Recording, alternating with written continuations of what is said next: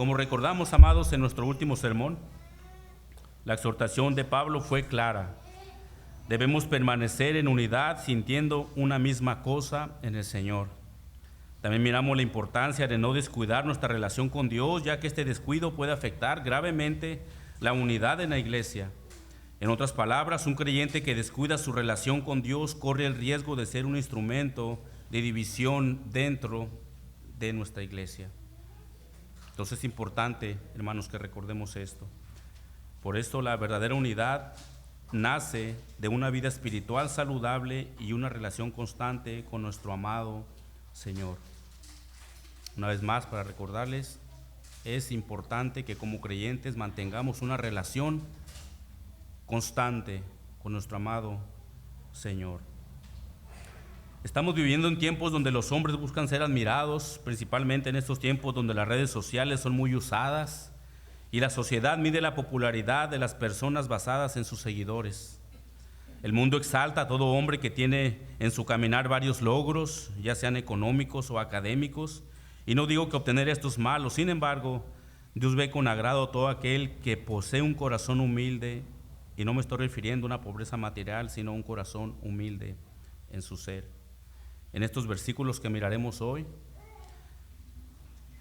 aprenderemos que la humildad es la base para poder mantener la unidad en el cuerpo de Cristo. Estos versículos el apóstol Pablo continúa exhortando a los creyentes de Filipos a vivir en unidad y amor fraternal. Él sabía que la verdadera unidad en la iglesia no se logra con palabras, sino con un corazón humilde, amados. Y en esta mañana mi deseo es que podamos ser edificados y a su vez exhortados a vivir de una manera humilde, recordando que cada acto de servicio y cada palabra y cada acción debe tener un solo propósito: exaltar la gloria de Dios. Ese es el principal propósito de nuestro servicio en la iglesia. Pero vamos rápidamente allá al texto, hermanos. Pablo escribe a estos creyentes de Filipos, versículo 3: no hagáis nada por contienda. Pablo había exhortado a su audiencia original a no hacer nada que pueda dañar la unidad de la iglesia. Y la palabra que él usa aquí para nada, en el griego tiene la idea de ninguna sola cosa. Esto nos dice la seriedad con que el apóstol Pablo dio esta exhortación. Si los creyentes de Filipos dejaban crecer alguna actitud de contienda en sus corazones, esto podría afectar gravemente a la iglesia. Por eso, amados, es tan importante, como lo decíamos al principio, la comunión que nosotros podamos tener con nuestro Dios. Hermanos, es la barrera que puede frenar cualquier pensamiento partidista en nuestra iglesia. Por eso es bien importante nuestra relación con nuestro Señor. Debemos de saber que una actitud de contienda o división tiene su origen en el corazón. Antes de manifestarse en palabras o acciones, comienza en la manera en que pensamos. Por eso, amados, es esencial que nuestros pensamientos siempre estén alineados a la verdad de la palabra de Dios y cultivemos un corazón humilde, dispuesto a ceder, a perdonar y a buscar la paz para reflejar el carácter de Cristo en todo momento, hermano, no solamente en iglesia, en tu familia, en tu trabajo. Debemos, como creyentes, estar siempre alineados a lo que es lo que dice la Biblia acerca de esto. Y tenemos esa línea de pensamiento, hermano, tengamos por seguro que entonces las cosas van a funcionar. Igualmente aquí en la iglesia, cuando nosotros miramos nuestro pensamiento y decimos esto es lo que Dios quiere de mi parte que yo haga, entonces, hermanos, tendremos una iglesia fuerte, una iglesia unida. Pablo exhortó a los creyentes a no hacer nada por contienda. Otra versión dice, no hagáis nada por rivalidad. Esto nos dice que algunos de los hermanos de Filipos estaban expuestos a servir en la iglesia, pero con motivos incorrectos. Ellos podrían aparentar piedad, pero terminarían arrastrando a otros a sus actividades partidistas. Amados, como ya lo hemos mencionado un par de veces y quizás más, se los vuelvo a repetir nuevamente. No hay otra cosa que haga más daño al cuerpo de Cristo que la falta de unidad entre creyentes. No se nos olvide, amados, no hay nada que le haga más daño al cuerpo de Cristo que la falta de unidad entre nosotros. Eso afecta grandemente. La exhortación de Pablo fue que los creyentes no hicieran nada motivados por alguna contienda, o en otras palabras, les recuerda que sus acciones y actitudes dentro de la iglesia debían nacer de un corazón humilde y no de un deseo de sobresalir ante los demás hermanos. Y eso es precisamente lo que Pablo dice en nuestro texto. Pongan sus ojos ahí. No hagáis nada por contienda o por vanagloria. La vanagloria es uno de los motivos principales que impulsa a creyentes a servir a las iglesias. Y cuando ese servicio está impulsado por esta vanagloria, lejos de traer gloria a Dios, trae deshonra al cuerpo de Cristo.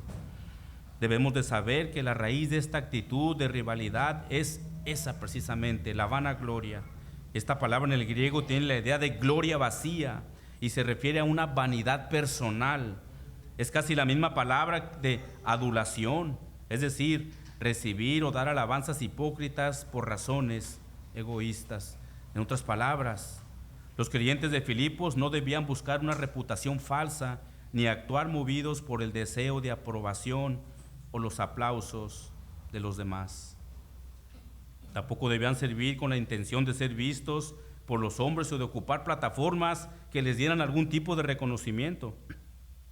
Su llamado era vivir en humildad genuina, sirviendo con un corazón sincero que busque agradar a Dios. Ese es el principal y el deseo genuino que debe de haber en cada creyente. Miremos por un momento lo que Jesús dijo acerca de este comportamiento. Guardaos de hacer vuestra justicia delante de los hombres para ser vistos por ellos. Esto nos dice el corazón egoísta que toda persona tiene, no solamente en cuestión de la iglesia, sino en el trabajo. Hay personas que anhelan puestos más altos, pero únicamente para poder humillar a los demás.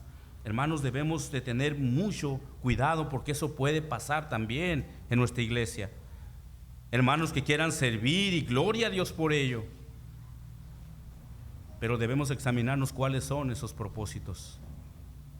¿Cuáles son esos propósitos? Otra versión dice de este texto: no hagan sus buenas obras delante de la gente solo para que los demás los vean. Si lo hacen así, su Padre que está en el cielo no les dará ningún premio. Un comentarista escribió, y cito referente a esto: lamentablemente hay un elevado número de cristianos infatuados, llenos de ellos mismos, que son incapaces de controlar su mente y actuar con cordura en su valoración personal. Son quienes aman los primeros lugares en las grandes reuniones. Son quienes arrogantemente discursean filosóficamente delante de hermanos sencillos solamente para ser aplaudidos como grandes, cuando por esa condición son menos que los más sencillos, que los santos.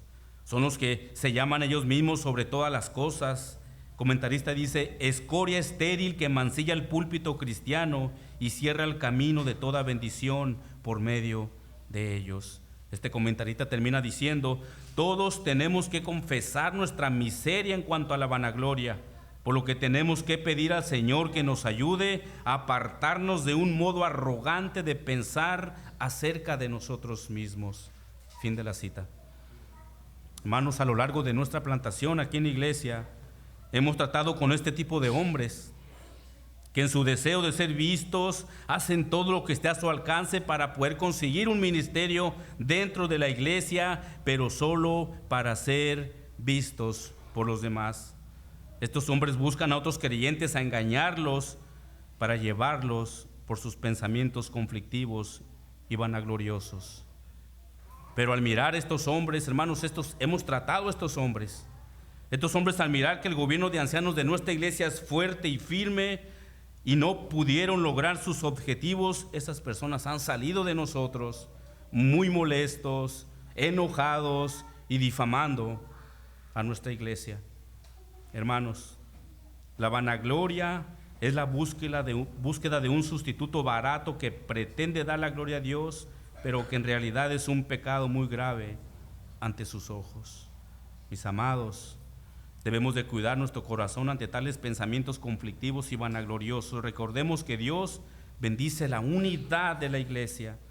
Así que todo lo que hagamos al servicio de nuestro Señor, únicamente debemos buscar la gloria de Dios y nada más que la gloria de Dios. No hay otro pensamiento bíblico que nos exhorte a servir a Dios, la gloria de Dios. Así que si tú, amado hermano, en algún futuro quieres servir a nuestra iglesia, y como pastores estamos orando por que el Señor levante a hombres y que llame a hombres valientes, que se quieran poner en la brecha, que estén dispuestos a ser difamados, a criticados a causa del Evangelio. Estamos orando por ello y esperamos en el Señor que escuche de nuestras oraciones. Pero te digo, amado hermano, que si tu corazón no está el de servir a los demás, aún no estás listo para el ministerio. Aún no estás listo para el ministerio. Después de exhortar de esta manera negativa, prohibiendo toda contienda y vanagloria, Pablo ahora presenta una exhortación positiva y una vez más esta palabra, el llamado a la unidad. Miremos nuestro texto, versículo 3. Nada hagáis por contienda o por vanagloria, antes bien con humildad. El modelo correcto de comportamiento de un cristiano, amados, ¿cuál es? La humildad. No hay otro comportamiento que pueda resaltar más en un creyente, amados, que la humildad. Podemos ser hombres o mujeres de oración, podemos hacer muchas cosas más, pero lo que realmente resalta en el corazón de un hombre es la humildad. Un corazón creyente. Esa es la virtud, es totalmente opuesta a la vanagloria que acabamos de mencionar unos minutos. Mientras la vanagloria se centra en uno mismo, buscando reconocimiento y exaltación personal, la humildad pone la mirada en los demás, procurando su bienestar y buscando servir antes que ser servido. Hermanos, nada que ver ahorita con el evangelio que tenemos frente a nosotros en las redes sociales o en el mundo.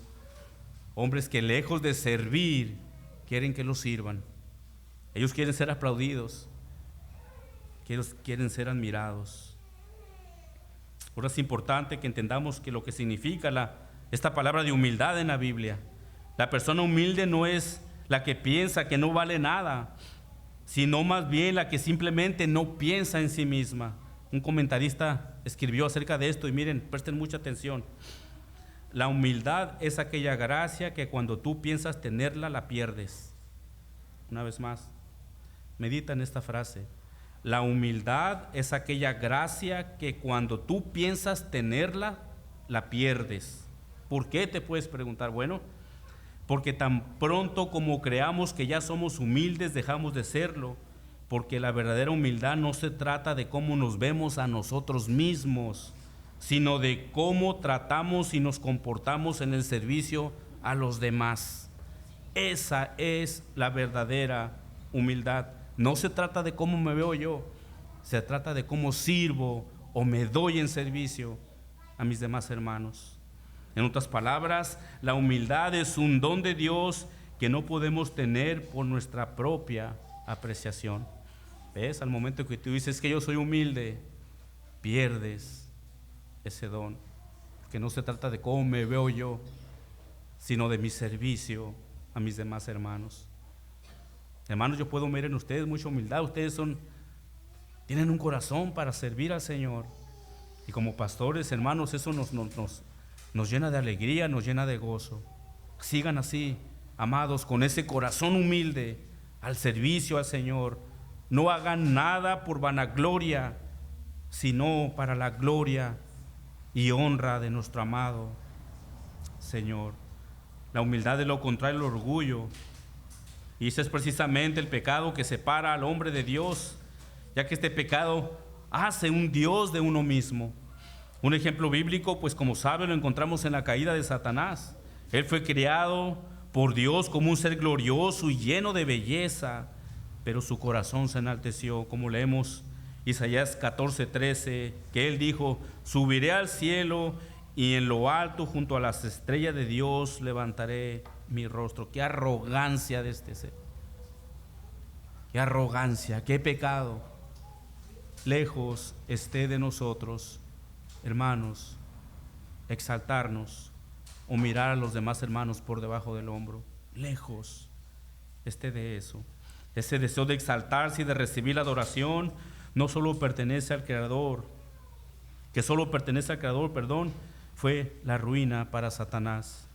El orgullo lo separó de Dios y lo llevó a la condenación.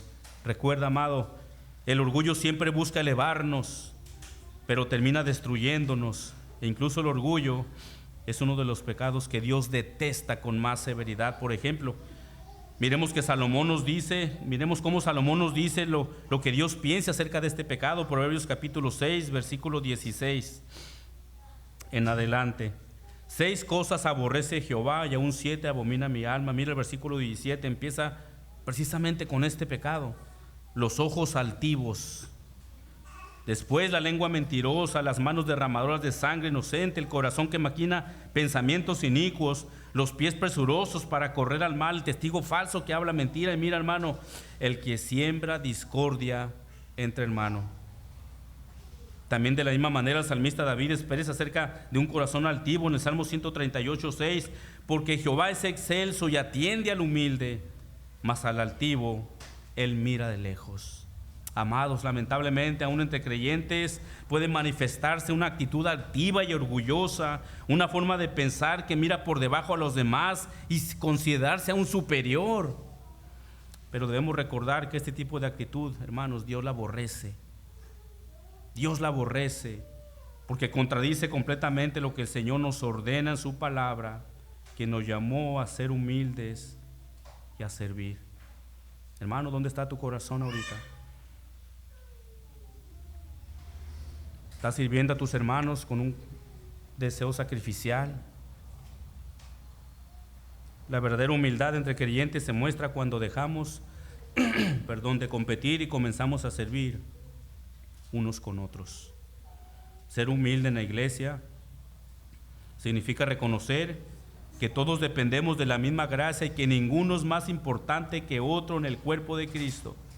Amados, se los hemos enseñado aquí atrás del púlpito. Los pastores no somos más que ustedes. Somos iguales en el cuerpo de Cristo. Somos iguales en el cuerpo de Cristo. La humildad es la ayuda incluso que ayuda al creyente a soportar con paciencia a los demás creyentes en amor. Por ejemplo, Pablo se los dijo a los creyentes de Éfeso, capítulo 4, versículo 2, con toda humildad y mansedumbre, soportándoos con paciencia los unos a los otros en amor. La humildad es esencial, hermanos, para mantener nuestra iglesia unida. La humildad es esencial para perdonar nuestras ofensas unos a otros en amor, porque sabes, no somos perfectos y cometemos errores, pero esta humildad, hermanos, nos ayuda entonces a ceder, a pasar por alto algún pecado, alguna ofensa que hicieron en contra de nosotros. La humildad nos ayuda a soportarnos con paciencia los unos a los otros. La unidad y el amor entre creyentes solo se puede lograr cuando hay humildad en el corazón. Y es precisamente lo que Pablo anima a los hermanos de Filipos a hacer. Dice en nuestro texto, versículo 3, no hagáis nada por contienda, por vanagloria, antes bien con humildad, estimando cada uno a los demás como superiores a él mismo. Hermanos, las grandes dificultades entre los seres humanos proviene del hecho que cada cual se considera superior a su prójimo. Pablo exhortó a los filipenses a dejar de pensar en ellos mismos y voltear su vista a los demás. En otras palabras, ellos debían de enfocarse no solo en ellos, sino también en los demás integrantes del cuerpo de Cristo. Amados, si cada uno de nosotros tuviéramos ese principio de mirar a los demás como superiores a nosotros mismos, seríamos una iglesia fuerte. Pablo los exhortó a sus lectores originales a que no miraran a ellos mismos, sino miraran a los demás como superiores a ellos mismos. Pablo está usando esta palabra de estimando, que significa considerar. En otras palabras, él está diciendo que ellos debían de considerar a los demás como superiores a uno mismo. Él no está sugiriendo una falsa humildad, por el contrario, él exhorta a seguir el camino más excelente para mantener la unidad cristiana. ¿Cuál es? Considerar sinceramente a los demás superiores a uno mismo. La palabra que Pablo usó para superiores en el griego tiene la idea de algo que excede en valor y grandeza. En otras palabras, Pablo no está llamando a ver a los demás como personas dignas de honra. Pablo nos está llamando a ver a los demás como personas dignas de honra, respeto y aprecio. Ese es el llamado como iglesia. Mirar a los demás con honra, con amor, con respeto y con mucho aprecio. Esta actitud no se trata de menospreciarse a uno mismo, sino de valorar a los otros con un corazón lleno de amor, reconociendo que todos somos partes del mismo cuerpo de Cristo. La unidad crece cuando cada uno deja de mirar su propio interés y se enfoca en honrar y servir y edificar a los demás. El que creyente considere más valioso a los demás que a él mismo, no nos hace menos valiosos, sino nos hace más parecidos a Cristo, quien nos unió en un mismo cuerpo para su gloria. Lamentablemente vivimos en una cultura, amados, que exalta el ego y promueve la idea de que el centro de todo somos nosotros mismos. Esta mentalidad centrada en el yo no solo se vive en el mundo, sino que a veces también se puede introducir en la iglesia. Cuando eso ocurre, los creyentes olvidan que el llamado de Dios no es buscar posiciones y reconocimientos, sino el servirnos mutuamente con humildad y amor. La verdadera grandeza en el reino de Dios no se mide por cuánto nosotros somos admirados, sino por cuánto estamos dispuestos a servir para la gloria de Dios. Eso es lo que al Señor le agrada. ¿Qué tan dispuestos estamos para servir al Señor y a los demás? El mensaje del mundo es este: piensa en ti primero, ámate a ti primero, haz lo que te haga feliz. Pero ese tipo de pensamiento va en contra del espíritu del Evangelio, que nos llama a negarnos a nosotros mismos y a servir con amor y poner las necesidades de los demás por encima de las nuestras.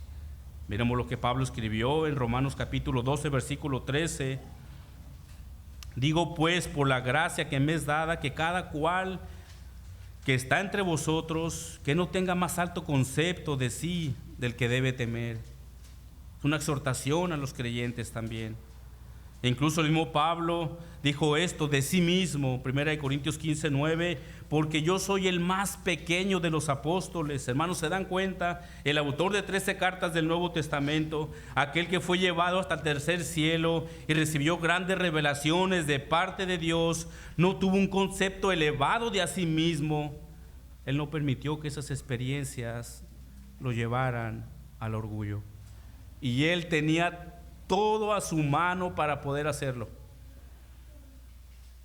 Él tenía todo a su favor para poder exaltarse y mirar a los demás de lejos, incluso a los mismos apóstoles. Pero él no lo hizo. Él dijo: porque yo soy el más pequeño de los apóstoles. Hermano, qué ejemplo del apóstol Pablo. Qué ejemplo del apóstol Pablo.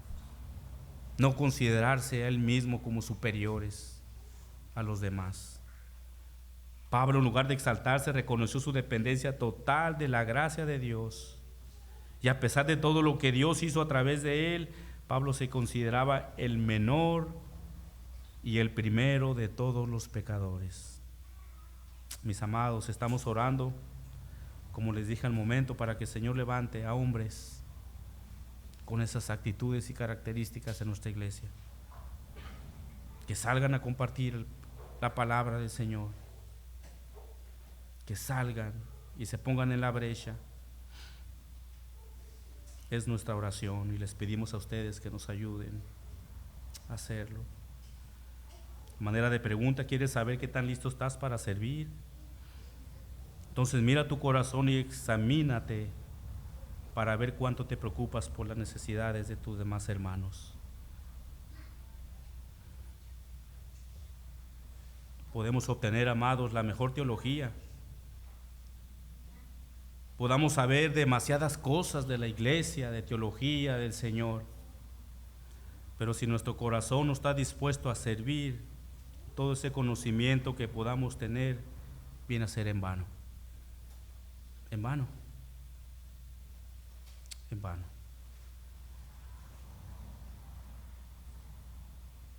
Pero sigamos mirando lo que el apóstol Pablo nos dice aquí en el versículo 4. No mirando cada uno por lo suyo propio. Aquí podemos ver esta clara exhortación de abandonar el egoísmo. Pablo está diciendo que Pablo no está diciendo que descuidemos nuestras propias responsabilidades o necesidades, sino que aprendamos a dar prioridad también a los intereses de los demás. El verbo griego que Pablo usa para mirando implica observar con atención, fijar la mirada o considerar cuidadosamente. En otras palabras, nuestra mirada no debe enfocarse únicamente en lo que nos beneficia o nos conviene, sino también en cómo podemos servir y ayudar a los demás. Es quitar nuestra mirada de nosotros y mirar y ponerla en las necesidades de los demás creyentes. El creyente no solo debe mirar solo lo personal, sino que debe mirar más allá de sí mismo, hacia las cargas, luchas y necesidades de los demás. En nuestros días el pensamiento es de vivir para uno mismo. La sociedad nos llama constantemente a buscar lo nuestro, a satisfacer nuestros propios deseos y a poner nuestras prioridades por encima de todo. Primero yo y después los demás. Pero esta actitud, aunque parezca natural, revela el egoísmo del corazón humano, un corazón que fácilmente se olvida del llamado de Cristo y amar a la iglesia, está olvidando el propósito principal de su llamado. El corazón de aquel que ha nacido de nuevo ya no debe mirar más los intereses personales, sino a los intereses de los demás. Y esto es importante mencionar, hermanos, porque únicamente aquel que verdaderamente ha tenido un encuentro personal con Dios, aquel que ha nacido de nuevo, es el único que puede tener en su corazón la humildad y este deseo de mirar a los demás como superiores a él mismo. El corazón del incrédulo jamás podrá hacer esto porque está sentado en su orgullo y piensa más en él que en los demás. Yo no sé, hermanos, cómo esté tu corazón ahorita en esta mañana. Quizás únicamente estás pensando en ti, en ti, en ti. Y has dejado de pensar en los demás.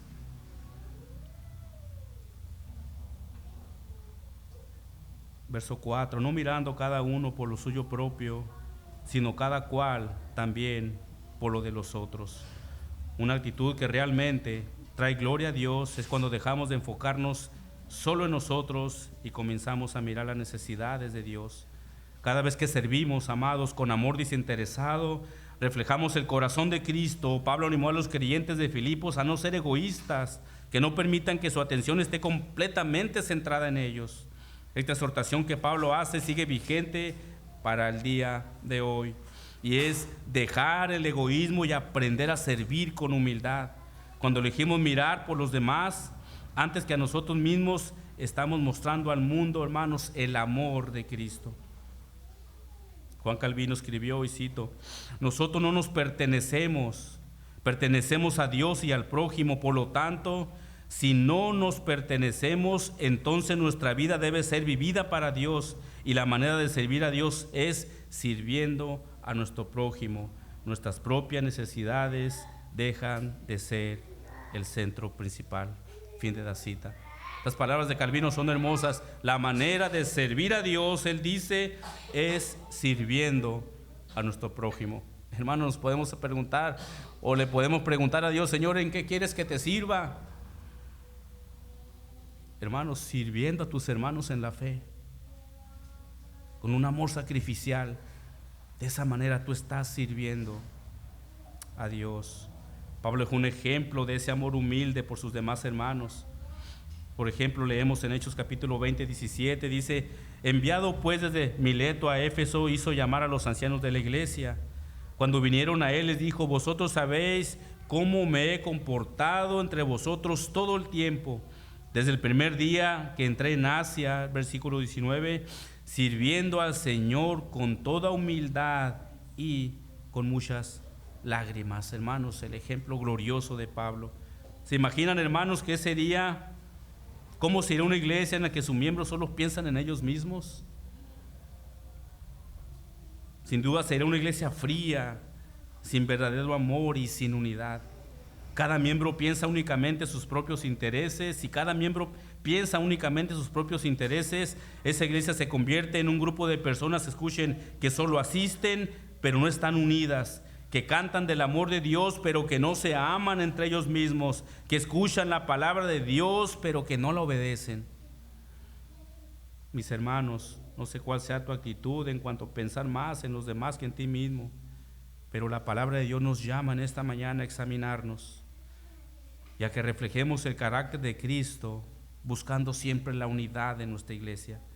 Recuerden que el verdadero amor cristiano no se demuestra cuando dejamos de vivir centrados. Recuerden que el verdadero amor de Cristo se demuestra cuando dejamos de vivir centrados en nosotros y comenzamos a interesarnos genuinamente por las necesidades y cargas de los demás. Eso es buscar la unidad en la iglesia. Amados, como pastor una vez dijo, el Señor nos está bendiciendo con más personas que están llegando al Evangelio. Y ellos necesitan ver al momento de entrar por esas puertas una iglesia unida. Lo primero que ellos necesitan ver al entrar por esas puertas son hermanos amorosos. Nos ha tocado ir a iglesias que al momento de entrar, como si entrara cualquier persona, y no lo digo para que tengan que recibirnos con tamboril y aplausos, pero son iglesias frías, iglesias que hablan del amor de Cristo, pero el amor de Cristo no está ahí. Iglesias que dicen tener una sana doctrina, pero que en realidad no la viven. Les animo, amados, a que consideremos nuestra humildad al Señor. No hay otra manera en cual como creyentes pueda manifestarse el amor a Cristo que la humildad. Que la humildad. Richard Baxter escribió: de todos los pecados que se mencionan, quizás no haya ninguno más odioso y peligroso que el egoísmo. Y sin embargo, la mayoría nunca se preocupa por ello, ni es sensible a su malignidad. Oremos para que el Señor nos ayude a vivir con actitud de humildad y servicio. Que cada día podamos pensar menos en nosotros y más en cómo ser de bendición y servicio para los demás. Amados, oremos. Padre, te damos gracias, porque por medio de tu Espíritu Santo, Señor, creemos que usted nos habla, y creemos, Padre, que usted nos examina, como el salmista David dijo en el Salmo 139, ¿a dónde me iré de tu Espíritu y a dónde huiré de tu presencia? Señor, tú lo sabes todo de nosotros. Por eso, Padre, que si alguno de los presentes, Señor, hubiese algún pecado de egoísmo, Padre, no permitas que traiga fruto. Si alguno de los presentes, Padre, pueda traer, Señor, algún pensamiento partidista, no permitas que traiga fruto, Señor. Oramos por el contrario, Señor, para que tú nos bendigas como esta iglesia unida, Señor, que hemos sido hasta el día de hoy. Y así te pedimos, Padre, que miremos por las necesidades de los demás y dejarnos de enfocar en nosotros mismos. Esto te agrada, Señor. El claro ejemplo, Padre, lo tenemos en ti. Dejaste tu gloria, Señor, para venir a este mundo a servir, a dar tu vida en rescate de muchos. Padre, que ese deseo y ese sentir esté en nosotros, y perdona nuestros pecados, Señor, y hacer, Señor, lo que tu palabra dice, así como nosotros perdonamos a los que nos ofenden. Ayúdanos a vivirlo, no solo decirlo, repetirlo, a vivirlo en nuestras propias vidas. Ayúdanos a seguir unidos en los méritos de tu amado Hijo Jesús, oramos. Amén.